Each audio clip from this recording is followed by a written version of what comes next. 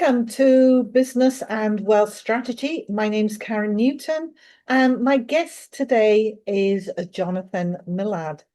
And Jonathan, we've had a bit of a chat beforehand, and we're working out it's about 10 years that we've known each other.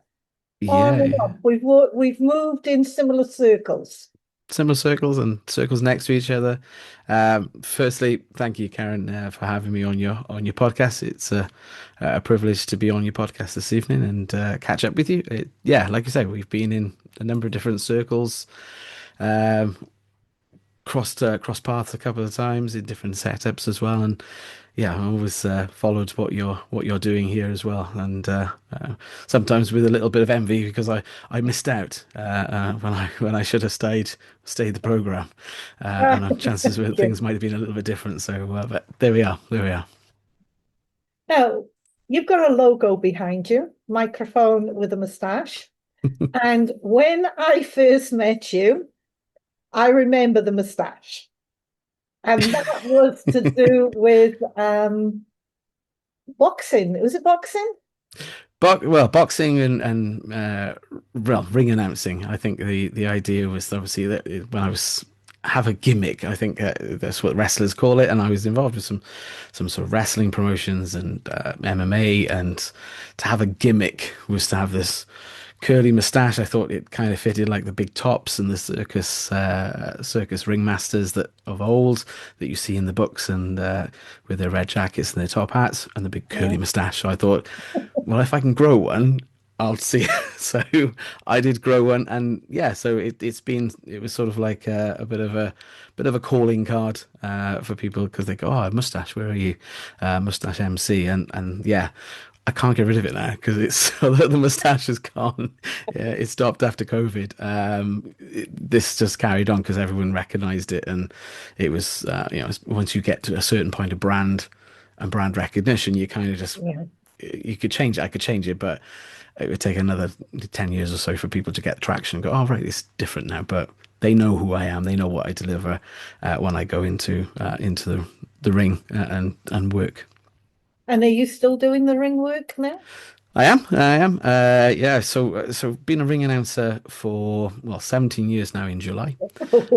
So it's been a long time. Long time. It has its ups, it has its downs. It's something I thoroughly enjoy, and I get to sit ringside and watch boxing or MMA, and I don't have to pay tickets, so it's great. So for me, if you enjoy watching the sports as well as being involved with them as well, but the opportunities of over the last 17 years have been fantastic with it. It's really opened up some doors. I'm now going internationally. Now I was doing it in Italy, and I was asked to go out to Germany, but unfortunately. Schedulings didn't mean that I could actually make that work. But yeah, so and I'll travel in the UK, up and down Scotland, Wales. Not got to Ireland yet, but I will do. Yeah, so and all over England, and yeah, I've announced some really big names now that people might recognize if you're a UFC fan. I've announced the likes of Paddy Pimblett, Tom Aspinall. In boxing, I have announced some up and comers like Lawrence Zagoli and Zuffer Barrett as well. Again, some of the names that kind of coming through or been around for a little bit longer as well. I've also had a very unique opportunity to introduce Ricky Hatton, not into the ring, but before he passed, but not to box, but to be at an event with him. So yeah, I've had met a few people along the road. So it's been an interesting journey. Am I right? Were you in some competition for announcing? Yeah, 2018 Yeah. Matchroom Boxing. Yeah, they ran a competition with Sky Sports and was sponsored by JD Sports as well. They had 400 odd applicants, maybe more. Wow. I was got down into the last 12, and I was invited up to Sky Sports Studios to audition live in front of a panel of Matchroom promoter Eddie Hearn, Adam Smith, who was head of Sky Boxing at the time, a rapper, and I forgive me, forget his name, but also the legendary Michael Buffer, the all-time well-known, recognised ring announcer. I won't say his trademarked saying because I don't want you to get you in trouble with a trademark statement, but everyone knows who he is when you know it's a big boxing show. He's the man in the ring. So yeah, and from that, I was picked to go into the final three. Didn't win the competition, just got into the final three, and I was one of the finalists going into that. But I did have an opportunity to carry Anthony Joshua's belts. I have a picture with them and a couple of other unique tickets to see Imran Khan return to the ring as well in Liverpool. So it was lots of opportunities, and that again has opened more doors to for me to do more work as well. So yeah. Or even the publicity that you would have had through Sky TV and that connection, that must have been good for the business. Yeah, it was good.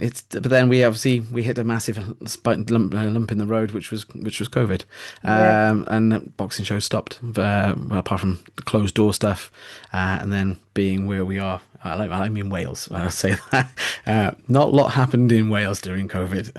If Yeah. anything, we probably took longer to come out of it than the rest of the UK. So, not a lot happened. So we just sat around and waited for it to go back to some sort of normality. But yeah, so it took a little bump, but we're now, as I say, on the right trajectory, going out and doing things where I want to be and traveling and doing it what I want to do. Sometimes you got to have those drops to appreciate how much you had before and to get you on target for the next. Yeah, Um, absolutely right. When a fine, door when the door closes, windows open somewhere along the road, and you just got to find those opportunities and look for them. It's not to be disheartened, not to lose faith if it's something you want to do as well, and you can believe it and you can achieve it as well. So yeah, definitely. So speaking has been a part in one way or another, it's been a part of everything that you've done because we were in Toastmasters together Yeah, at we one were. Yeah, stage, weren't we? yeah, we So were. uh, that's another way of getting in front of people. I don't know if you actually ever did any competitions or not, but it's I don't think I did as many competitions as yourself. I think I got through to one if I remember correctly, and that was it. And the competition side of it was yeah. I don't know. I don't know how to describe it, but it wasn't kind of what I wanted to go into it for. I think again, if you want to do that, then there's avenues for the competition speaking and things like that. For me, it was more about gaining the confidence to publicly speak and to take into myself in a slightly different direction. Maybe what others want to do. Again, it's what having to know what I wanted to do with it. So I went along to learn how to speak, so I could speak more clearly when I went into actually the role into roles that I wanted to go into, which was politics. And I used the skill sets and stuff that I developed through Toastmasters to become a better speaker, a better debater, so I can actually have arguments. Although I did that for a while as well, getting involved more in the debating side of it as well. So that for me was where I sort of wanted to go. But yes, then I got myself into politics. I got myself elected in 2017. So right. yeah, so it was a while ago. So it was a while ago. I had bounced my ideas around back in 2012, but I didn't get the ticket at that point. But 2017, I got elected into local government in up in the South Wales Valleys here, in a small place called Ebervale. I say it's small; it's not that small. It used to be one of the biggest steelworks in Europe, and it's quite well known. So I represented that area as an independent councillor for nearly a decade. So yeah, I say nearly because it wasn't quite. So yeah, but we talked about that off camera.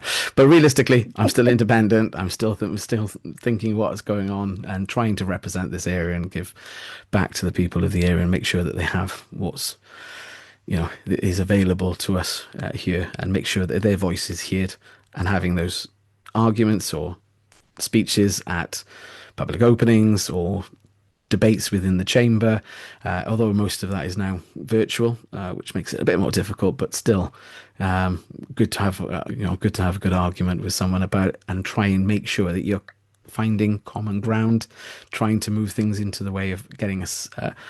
I suppose I see it more like Rome or Greece, perhaps, in the sort of way of debating, that we actually debate it for a long time and then eventually come to the idea that actually that was a bad idea. Or we find a common ground and we can find a solution to move that forward, because that's realistically what it should be about. All this. They that party, this party. It ultimately, when it comes down to it, it's about finding common ground to try and move forward the projects and the problems and resolve them for the public. I'm there to serve at the end of the day, and that's what's been on my heart, is to serve our community as best I possibly can. So I went out and got myself some more education into where I wanted to go, which has served me really, really well. I think I've had quite a good career. I've made headlines as well within the political arena, as well as obviously the boxing arena as well. So multi set of skills, perhaps, that cross sets across different avenues. And I should note as well, before that as well, or do sort of during that process, I somehow managed to get myself into local radio, and Really? somehow I managed to get myself into local radio, and I got a paid position within a commercial radio station that was broadcasting across Wales and the West. Only a year's contract, but still. And that way, I learned how to speak what they call brief, or BIF. Sorry, not brief, BIF, which is brief, informational, friendly but firm. So you kind of learn little things, little acronyms that you think, well, actually those things help you when you want to make a point. So if you've got a point to make, you can say it in a biff, and then everyone will kind of get where you're going with it. Anyway, sorry, I'm sidetracking now. So, so Because yeah, it's so really all of these interesting experiences have come because together. speaking and being in front of people has been a huge part. Well, it's been every aspect of your career throughout your life. I think yeah. So I blame my mother for that. I blame my grandmother for that. They encouraged me at a very early age to jump up on a stage and sing how much is that dog eating the window, to a church audience of about 50 people. But yeah, so it's kind of just continually always been sort of an opportunity, and if you can speak well, and you can get your points across, then you can convince others to vote for you and get you involved. And again, it's how to win friends and influence people in some respect as well. So it goes back to what Carnegie says in his book as well. So So you told me that you're looking at retirement now from politics. yeah. I say this, and then I'll probably end up on a ballot paper somewhere. But um, I no, I do believe in the fact that actually, if you're going to do or try and do the role, very similar to what American systems. Any American watchers will know, the president only gets 2 terms. They can be separated, they can be broken up, but you only get 2 chances of doing the job.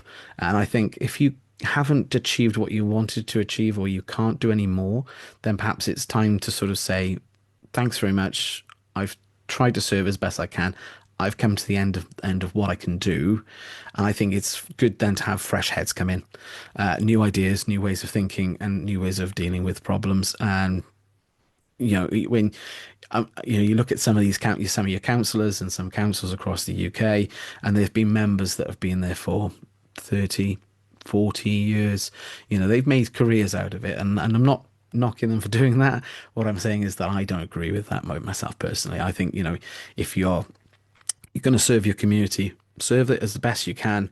But if you haven't been able to do everything, and you're not at the point where you think, well, actually, is there anything more I can do? Is there anything more I can give?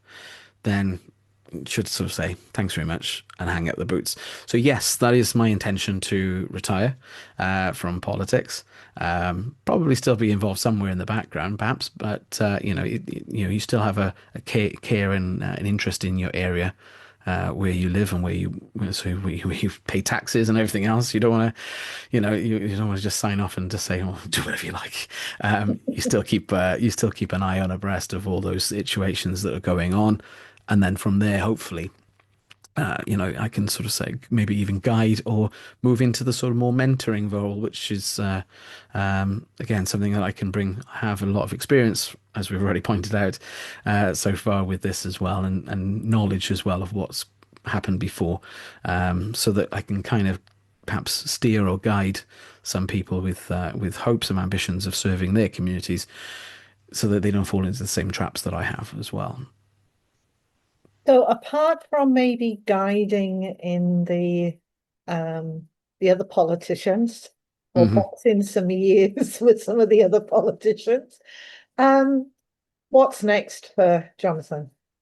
Well, I've been working kind of in the background on a way of expanding that opportunity, not just to politicians or new politicians or long-standing politicians, perhaps, but to more people in regards to how, so more like business people, corporate people who might want to learn to command a ring or command a room and master their voice.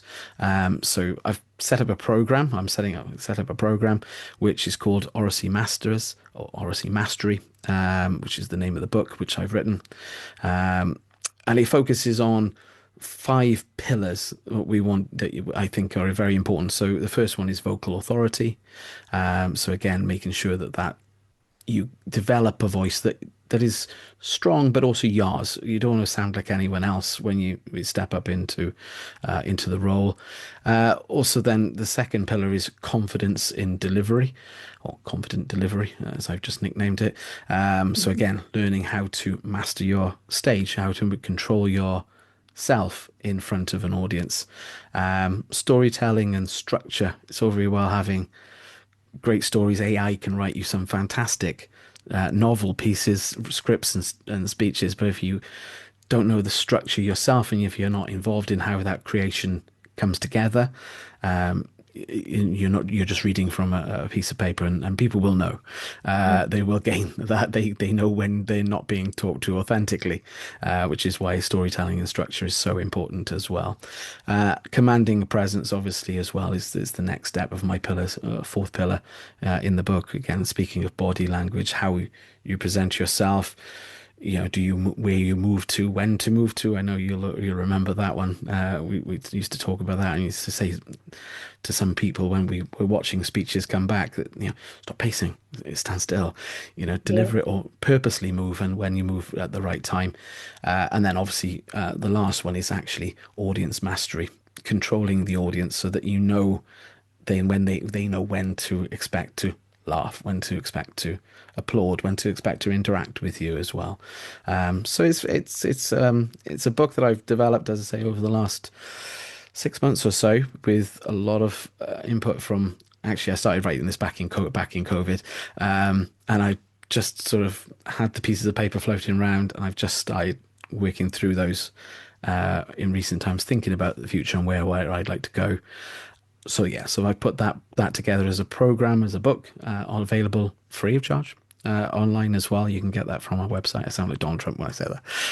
So, free of charge, wonderful book, great people, wonderful people. Um, Give us the website where they can so, go. so it's www.oracymasters.co.uk. So that's Oracy, Oracy, Masters, Masters, .co.uk. And we'll put the link in the description below. I Thank you. want to touch on these 5 points hmm because obviously everything you've done around speaking, um, you've needed these 5 points in there. But it when you've gone through the 5 sections, we'll start first with vocal authority. Yeah. Is there something that you have done that, well, what I'm trying to say is ring mastery you've had, hmm politics, we touched on Toastmasters. Is there one thing that stands out that from one of those that you've covered where you really learned how vocal authority actually worked? Yeah. Okay. Yeah. There are. I think the most important one is well, this it breaks into a couple of different areas. So I think your breath work is probably your first one. Understanding when to breathe. You don't want to be. It's the same. It's actually something that actually I probably learnt, not so much public speaking, but actually singing. And singing is again another way of communicating to a vast number of people. But you have to know how long you can go for a phrase before you breathe and then move into the next section. So therefore, you can use the pause and you can use other breath control situations to actually help you. That in a ring announce, there's a ring announcer, the pause can make Magic. oh, it can bring so much Yeah. anticipation to a moment, particularly when you're announcing the winner of a world championship or a title belt. And it's been close. The bite has been so close that you're not sure whether it's gone one guy's way or the other way's way. And you announce the results. You say, I suppose it's like, 95 to 96. Let's say Newton. uh, 90, 94, 97, Millard. And then you've got the pause. And then the final judge scored it Yeah. 96, 95 for your winner, Karen Newton. So that those things, that sort of thing in the breath work is one of the most important things. But also There's a tone and couple of tone things around that you've, as well. sorry, there's Go a on, couple sorry. of things you've touched on there. Because I was always told pause is just, it's so powerful. Yeah, Yeah. People think they've got to get out there and talk, but sometimes you just need to stand there and the attention will come to you without even saying anything. yeah, yeah. Uh, so I like that. And breathing. The number of people I see talking and they're running out of breath, and you can see them going.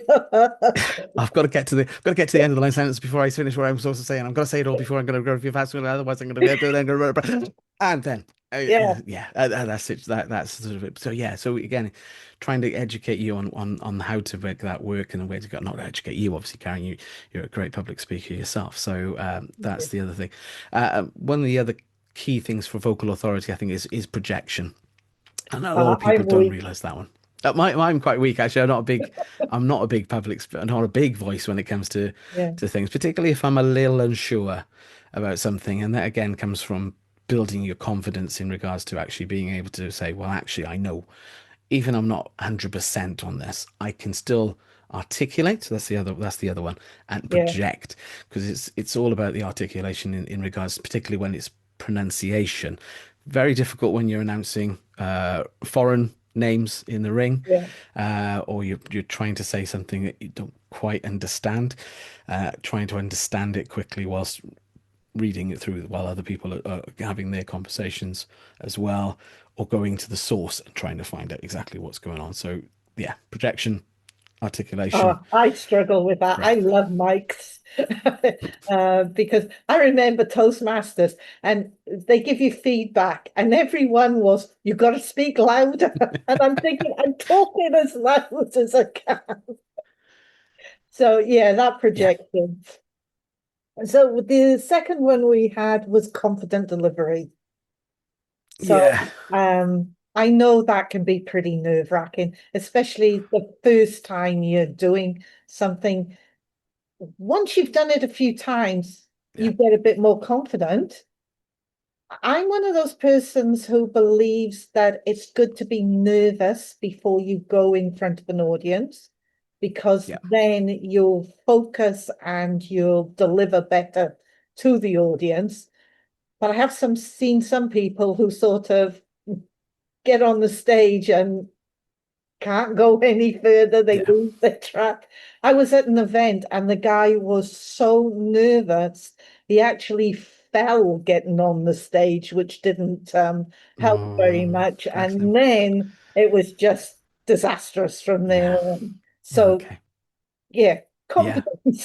confidence. Confidence is key, and like you said, managing the nerves. It's never get rid. You can never get rid of them. They're Mm, always going to be with you, but it's how you manage those. breath work is, again, we go back to breath work. You can use breath work to neutralize how you're feeling, trying to eliminate some of those anxieties, stresses. You may have had to rush to the venue.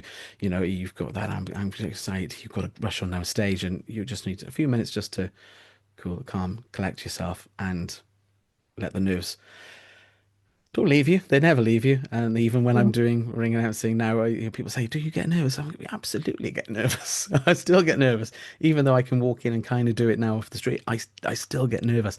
I like to be at venues, which actually probably comes to the last one, but I actually like to be in venues well before the opening time, so I know the layout of the room. I know where people are going to be in the rafters, or in how far back the room goes as well, because sometimes you're under the spotlight, you can't see what's Yeah, going on there.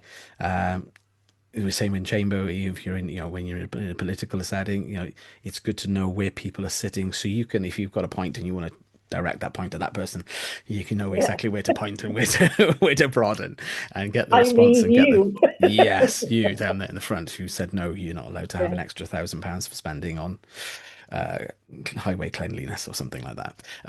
Yeah, those things. But those nerves still come, and those nerves still come even more so, I think, perhaps in the chamber as well. Certainly find that I have to sort of steady myself a little bit.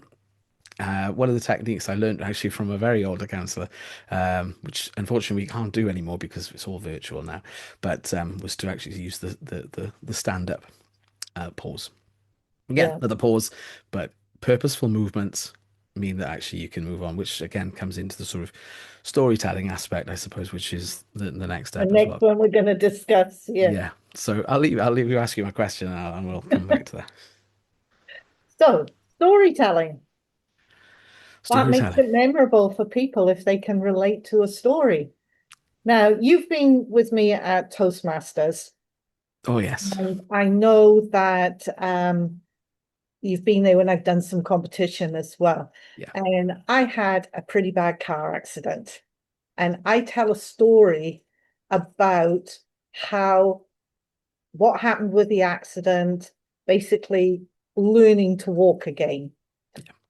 And I watch the audience, and the story changes depending on how engaged the audience is in the Mm. story that I tell. And if they're coming in really well, it's a yes, I've got you. Cut the story short and get into the sales pitch because I've got them hooked. You've got them. Yeah, I've got her. Yeah. So stories are really powerful. They are. They are. And if you can relate things back to common stories that we will all know. Again, this is actually probably we can actually use my mother as an example of this one, and being grown up in the church. I grew up in the church, so there Yeah, are obviously a lot of stories that we have every Sunday, or you're in parables of this, parable of that. They are recognizable stories, and even the moral side of it, like you said there with your story, you can mm, say people will recognize certain points and certain things. Well, oh yes, that stands there. This is the next step. And it's all about the architecture that you create for your speech. So like you said there, you've got cutouts as well, so you can slip away to other segments as well yeah, without having to carry on the story once it's got you to the delivered point that you wanted to get to. And it's very purposeful. Again, that's the structure of it, as well as having the story to tell. I actually remember you saying about a train. Actually, that's the one I remember.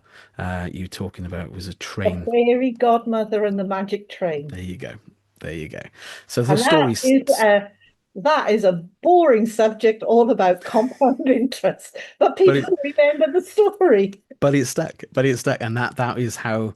That's the power of a story. That's how it can stick in. I mean, that stuck on my head, and we said we did this 10 years 10 ago, years 12 ago, years ago. yeah. So I mean, that story has stuck with me, Mm, about compounding interest and the train. So those are the things that can actually trigger memories and jog people back to, oh, actually, that was what she was talking about, and that's what we mean. And then perhaps someone else will talk about the story somewhere else, and they go, oh, that was what John was talking about on stage the other week, and oh, that's what the priest, or the pastor, was talking about the other day as well. And it's all those sort of things that come together, and so yeah, so it vastly important stories, very very underutilized as well, because some people just go into the fact that they've just got to focus on the whatever they wanted to tell you without relating it, and relation is relating it back to the situation. I can use another old example of another counsellor who used to give us a history lesson, very much so before we got to the point of actually we're not going to give you any more money. That was the point, but the point was we're going to tell you, well, we got you through 1972, and then in 1984, and then in 1993, and then in 2001, you'll remember that this cabinet did this and this and this, and no, the answer is still no. So Yeah. but there's obviously reason, and it can back up if you're back up a point as well. That was his point as well. He would always use a story to try and back up his position on it, so that you can't really then challenge it because it's a story. It's not something it can. So it can be again a great tool to utilize Yeah. and control the narrative of where you want the story to go, and through the architecture of your speech as well. So number four, pillar post, commanding presence. You mentioned about people, and I see it all the time. They walk from one side of the stage to the back and forth, and you're there thinking, stand still. Absolutely. There's lots of problems. There's lots of mistakes that people make, not problems, mistakes, because they're only little mistakes and they can be rectified and they can be changed. I'm quite energetic. I'm trying with my hands, so I'm quite sort of, I kind of have to control myself to stop myself from bouncing around the stage, because I used Yeah. to get into the habit of bouncing up and down on the stage, and then I've learnt over the years to actually steady myself and stand certainly legs apart and dead center. That's an experience that actually comes with utilization of other props and other tools that are actually more accustomed to perhaps larger setups. So the camera is actually a tool that you can use, and yeah, you've got to remember that there's someone trying to control and wants you on picture all the time, in frame all times. So you running back and forth means they're going to get a really bad wrist from moving that camera back and forth. So you don't want that to happen to them, because they're just going to stop and just put your picture and just forget about it and just Well, leave you walk off the stage. I'm going to share a story with you. So we're going back to point three here. Okay. Um, I used to train in run coaching sessions in a pub in Crossy and the name escapes me at the moment. And they had a room upstairs, and we did the coaching sessions there. And Peter Rowlands, who was my Yep. partner at the time, my business partner, I should say. Yeah, but, yeah, that'll confuse everyone when I say Yeah, that. I've known you for a long time. he decided he was going to record the sessions for me. And I walk around the room. I talk to people. I engage. And he's there with the camera running around. And nothing was on there by the time we got to the end of the There you session. go. There was nothing there. And it wasn't that I paced back and forth on a room. No. It's that I go around because we had like a classroom. I'd go and talk to people and move around all the time. Yeah. And yeah, so yeah, I understand this Yeah. reference. I mean, yeah, I mean, the grounding or the physical presence, obviously dressing as well. Now, I'm sorry to say I didn't dress up for this interview. I'm sorry. Um, so ignore what No I'm problem. wearing. Just imagine me in a shirt and tie and a jacket. Okay. All right. Or jumper and a jacket. Just, trendy, like on my website. We're That's obviously, informal here. yeah. So, but the image that you want to project, there is, there is that famous saying, well, dress for the role you want. And that is true. And particularly if you want to be a politician, you want to dress like a politician. If you want to be a teacher, then you dress like a teacher, or you want to be anything else. Following that general rule of thumb, if you're well presented as well, and you make sure you're strategic in your eye contact, so where you're I looking. was going to mention eye contact. Eye contact's a massive one. If you Yeah. can get a couple of people uh, in different positions, slightly further back, if you can see that far, depending on the room and the venue, which we'll talk about as well. But if you can get that, you can make and connect. Once you've got the connection with people, people feel, oh, you're actually being genuine. You're not just randomly looking around the room. You're focusing on that person might not give you any if they give you something back. Mm. That's what you want. If they don't give you anything at all, might try and find someone else. So yeah, so eye contact, energy management of your presence on the stage, and yeah, just grounding your physicality in regards to purposeful movement, making points. So if you are going to use your fingers for pointing, we don't do pointing, we do that thumb pointing within politics. We never go like that because there's three fingers pointing back at you, as I was told. So yeah, again, that's sort of commanding the stage, commanding the presence, and making sure that all eyes are on you when you're telling your speech. Yeah. And the hard thing for people is, like you said, this eye engagement, that is really important because Yeah. they need to feel that you are talking to them. You might have five people. I've turned up at an event. I was booked to speak at an event, and one person turned up. And I have to admit, that was the most difficult speech I ever did because I had to treat it. The person had paid and had come. Mm. I had to treat it as if I had a full room there to talk to, but you're trying to focus on one person without them feeling you're staring them down Yeah. because they're the only Yeah. person in the room. And I've been at other events where like there's biggest I've spoken to is 3,000 in an audience. Okay. And it it's really hard to make someone feel that you're talking to them Yeah. rather than over them or ignoring them or anything. So I've always that was something I took from Toastmasters. Yeah, that is definitely something I've learned as well. When you're on a stage and like you say, you've got the audience in front of you, you can you can see exactly who. Try doing it in a cage when you've got a cage of meshy wire between you and Yeah. your audience. Then it's even You more got four difficult. sides on your audience as well, We haven't have you? you as well. Yeah. I mean that's something you can play with actually, and it's actually something you can use quite to your advantage as well because you can actually play them off each other as well and say, oh, Yeah. they're doing this. You do lots of other things that you can command them to do and get them to do it. So yeah, so it that well, yeah, I can imagine. Yeah, I can imagine just one person, Oh poor God. guy, just sat there, and he's like, and you're going, oh well, I could look over this way because that's what Yeah. I'm delivering. So yeah, yeah, but this is, I suppose, the next step, which is sort of your audience mastery again, is it's knowing when to respond, when to read the room, and then to say, well, actually, I know you're there, but I'm gonna just look to the side of you, not to make you feel uncomfortable, and respond. As you did, and I think that's the right thing for you to do in that situation completely, and that would be what I would be teaching anyone who wanted to get involved with that, so you can adjust to get the real time maximum impact for your speech as well. And I think part of the audience, I don't know if you bring it under the audience mastery. I'm not sure whether it must fit in Fits. somewhere. And Go on. that is timing I because suppose that comes into the yeah, so into your vocal authority as well, and your confidence in delivery as well. So it kind of meshes over two areas because it is such an important thing to keep yourself to time. That's something I learned within radio. You only have a very small amount of time to talk, and you've got to get your biff in that as well quite quickly. yeah, When you've got a speech, obviously, you've got a little bit more time, but you've only got sometimes you're only given 15 minutes, sometimes you're given 20. As a keynote speaker, you might get an hour.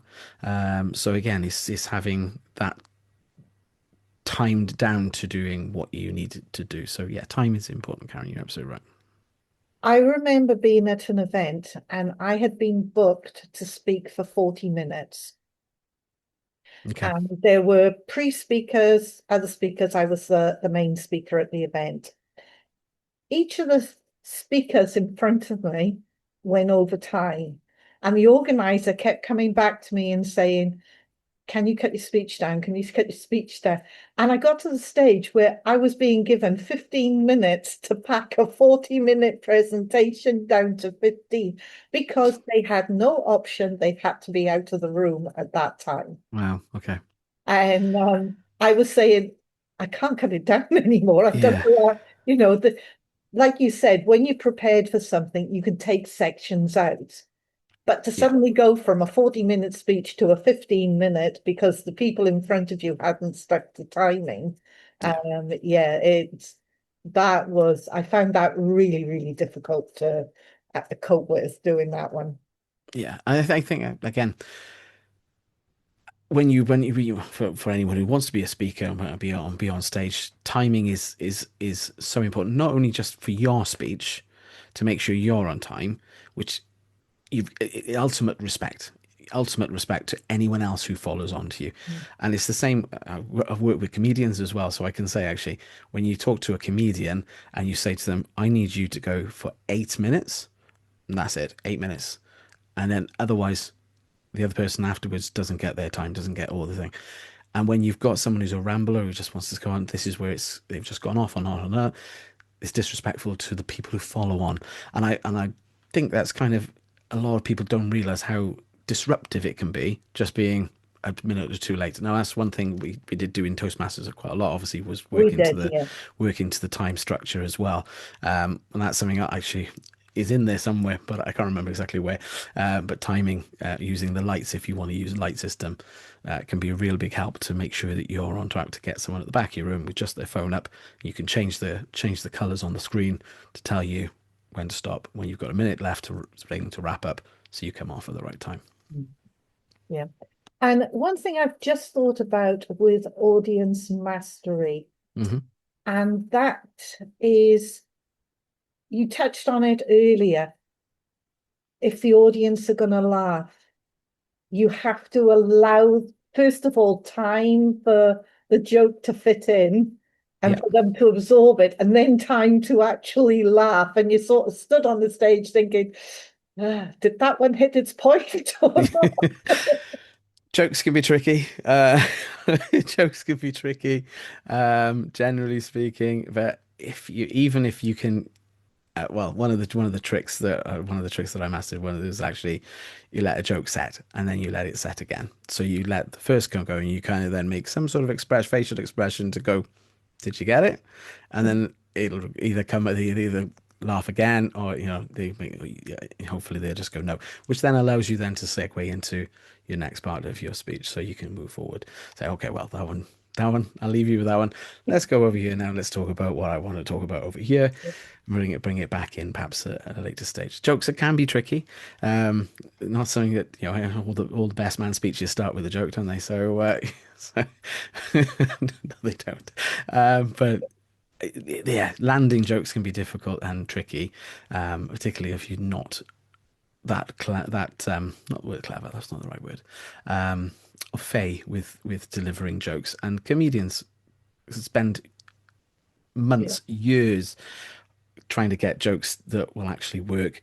They'll work through material meticulously until it lands, until it gets to the right position and you get the right jokes in the right places. And I know quite a few comedians that have spent years getting a fight tight 10-minute set, which they then take all over the place, and then they're able to expand that and grow further into further things. And yeah, over the years, that definitely is something. I'm going to stop now because I'm rambling.